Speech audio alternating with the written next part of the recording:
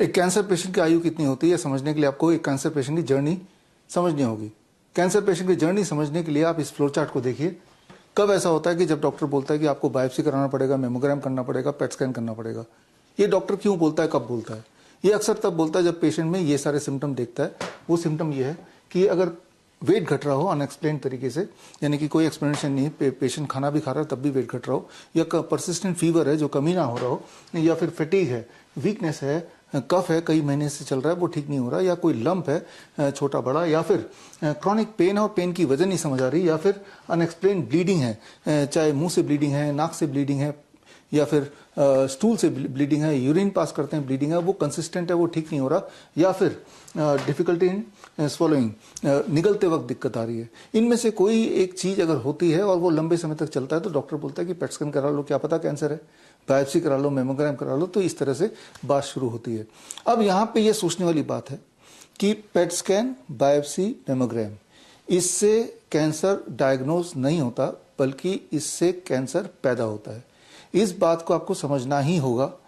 अक्सर पेशेंट्स देश विदेश से मेरे पास पेट स्कैन, बायोप्सी या मेमोग्राम की रिपोर्ट भेजते हैं और बोलते हैं डॉक्टर साहब बताइए मैं क्या करूं। Actually at the very first place ये सारे टेस्ट नहीं कराने चाहिए, क्योंकि ये टेस्ट न केवल मिसलीडिंग होते हैं, ये सारे टेस्ट डेंजरस भी होते हैं, खतरनाक भी होते हैं।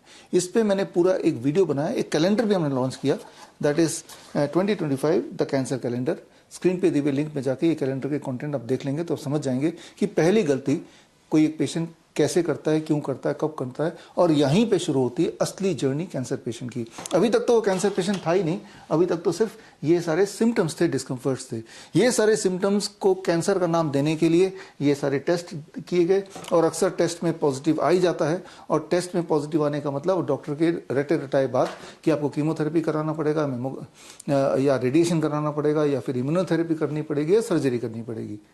अब ये समझना होगा कि कीमोथेरेपी, रेडिएशन, सर्जरी, इससे कैंसर बद से बदतर होता जाता है। I repeat, chemotherapy, radiation, surgery causes cancer, it causes cancer. Screen पे दिए हुए लिंक में जाके आप सारे एविडेंस देख सकते हैं कि इससे पेशेंट की हालत बद से बदतर होती है। इमेजिन कीजिए दो तरह के पेशेंट हैं, दोनों एक तरह की पेशेंट हैं, एक ने कीमोथेरेपी कराया और एक ने कुछ नहीं किया, सेम हालत होने के बावजूद भी। तो जिसने कीमोथेरेपी कराया, अक्सर ये देखा गया, रादर हमेशा ये देखा गया, उसकी लाइफ स्पैन कम होती है, उसकी क्वालिटी ऑफ लाइफ भी पुअर होती है इन कंपैरिजन टू जो कुछ भी नहीं करा रहा है।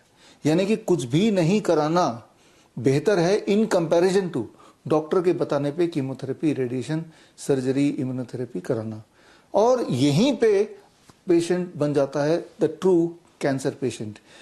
इन सारे सो कॉल्ड ट्रीटमेंट से पेशेंट की हालत, उसकी इम्यूनिटी सीवियरली डैमेज हो जाती है, हालत बहुत वर्स होने लगती है, और जो सारे इनिशियल सिम्टम्स थे जिसकी वजह से ट्रीटमेंट हुआ, वही वाले सिम्टम और भयानक रूप ले लेती है।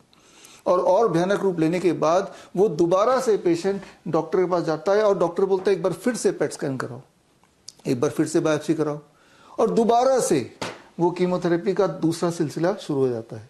और उसके बाद एज एक्सपेक्टेड हालत और बिगड़ जाती है, वही वाले सिम्टम और साथ में नए सिम्टम और जुड़ जाते हैं और भयंकर रूप से। अब क्या होता है, अब दोबारा से पेशेंट जाता है डॉक्टर के पास। अब डॉक्टर दोबारा क्या कहता है, दोबारा वही बोलता है ना जो पहले बोला था, पेट स्कैन करा लो, बायोप्सी करा लो। ये पेट स्कैन, बायोप्सी जैसे मैंने बताया बहुत ही डेंजरस है, इससे कैंसर फैलता है, कैंसर बढ़ता है। एक हेल्दी इंसान अगर पेट स्कैन कराएगा तो वो भी कैंसर पेशेंट बन सकता है या बन जाता है। इसके सारे सबूत मैंने किताब लिखी है the rapid tortoise model for cancer care, उसमें भी सारे सबूत दिए हैं, आप देख सकते हैं, पढ़ सकते हैं, किसी को दिखा सकते हैं।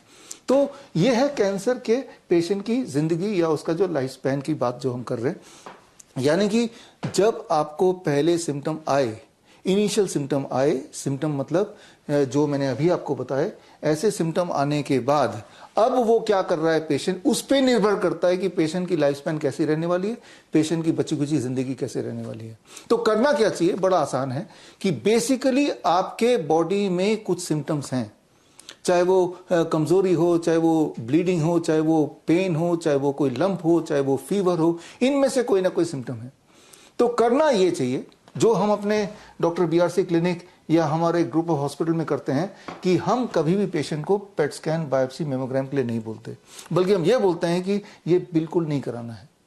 ना तो कराइए, और करा लिया तो हमें मत दिखाइए, बिकॉज वी नो कि इससे कोई डायग्नोस नहीं होता। डायग्नोसिस के नाम पे इससे कैंसर पेशेंट पैदा किए जाते हैं। तो करना क्या होगा, आपको सिर्फ ये करना है कि जो आपके इनिशियल सिम्टम्स हैं उस पर काम करना होगा, जो कि हमारे डॉक्टर बीआरसी क्लिनिक में यही काम होता है। पूरे देश भर में 500 से अधिक क्लिनिक हैं, 20 से अधिक हॉस्पिटल्स हैं, वहाँ हम यही करते हैं कि पेशेंट के जो सिम्टम्स हैं इन सिम्टम पे काम करना है। अगर कंसिस्टेंट फीवर है तो फीवर को ठीक कर देना है, अगर कहीं पेन है तो पेन को ठीक कर देना है, अगर कोई लंप है तो लंप और ना बढ़े उसके लिए जो लाइफस्टाइल मॉडिफिकेशन वो करना है। तो इस तरह से हमें कंजर्वेटिवली पेशेंट का उतना इलाज करना है जिस चीज़ के लिए वो परेशान हो रहा है।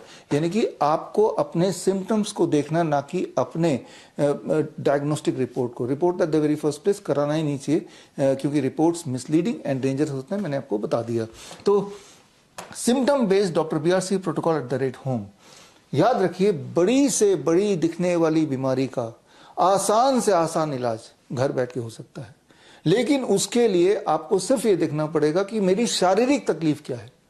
अगली बार जब आप मेरे पास आए या मेरे हॉस्पिटल में आए या मेरे किसी क्लिनिक में आए, तो अपने रिपोर्ट का पोथा लाने की कोई जरूरत नहीं है। अपने आप को लाइए, अपने सिम्टम्स बताइए, अपने डिस्कम्फर्ट बताइए। आप ये मत बताइए कि डॉक्टर आपको क्या बोल रहा है, अब वो बताइए कि आपका बॉडी आपको क्या बोल रहा है।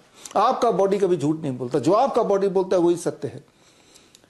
तो हम जो ट्रीटमेंट देते हैं, चाहे वो DIP डाइट है, चाहे हॉट वाटर इमर्शन है, चाहे हेड डाउन टिल्ट है, चाहे पंचकर्मा थेरेपी है, चाहे डाइन प्रोटोकॉल है, चाहे VST थेरेपी है, हम जो ट्रीटमेंट देते हैं उस ट्रीटमेंट से अक्सर हम देखते हैं कि पेशेंट के सिम्टम कम होने लगते हैं। पेशेंट के सिम्टम अगर कम होने लगे मतलब आप ठीक हो रहे हैं। अगर पेशेंट के सिम्टम सारे गायब हो जाते हैं, डिस्कम्फर्ट सारे गायब हो जाते हैं, मतलब आप परफेक्टली हील हो चुके हैं। बस इतना सिंप्लीफाइड तरीके से ही अपने आप को, अपनी बीमारी को लेना है। बीमारी का कोई नाम देंगे, डायग्नोस्टिक में चले जाएंगे, तो अब आप रियल पेशेंट एक चक्रव्यूह में फंस जाएंगे या फंस जाते हैं।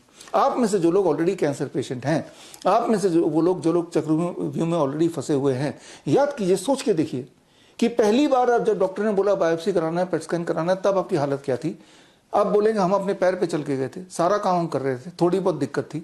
और आज देखिए आपकी हालत क्या है। आई एम श्योर कि आपकी हालत बद से बदतर हो चुकी है। Most of you may be bed ridden, most of you might have lost your job. काम छूट गया, जॉब छूट गया, पैसे खर्च हो गए, बेड रिडन हो गए। इस चक्रव्यूह में फंस गए, इस चक्रव्यूह में फंस गए। ये एक चक्रव्यूह है। इसके सारे सबूत मैंने इस कैंसर कैलेंडर में डाला हुआ है। इसमें जाके आप सारे सबूत देख सकते हैं, या स्क्रीन पे दिए हुए डॉक्टर www.vishrup.com/कैंसर कैलेंडर में जाके सारे सबूत चेक कर सकते हैं और किसी को दिखा भी सकते हैं। तो ये कैंसर का इलाज नहीं है, ये कैंसर इंडस्ट्री का ट्रैप है। इस ट्रैप से बाहर निकलने के लिए at the very first place आप जहां भी हैं वहीं रुक जाइए। एक बार कीमोथेरेपी करा ली तो अब दोबारा मत कराइए, एक बार बायोप्सी करा ली तो दोबारा मत कराइए। सिर्फ ये देखिए कि आपके सिम्टम्स क्या हैं, work on the symptom with us. और ज़्यादातर जो सिम्टम्स हैं हमने ये देखा है बड़े आसानी से घर पे ही ठीक हो सकता है। No symptom means no disease, symptoms are getting relieved means you are getting cured. बस इतना डेफिनेशन दिमाग में रखिए, मुझे लगता है कि आप आसानी से इस चक्रव्यूह से बाहर निकल सकते हैं। All the best, thank you, जय हिंद।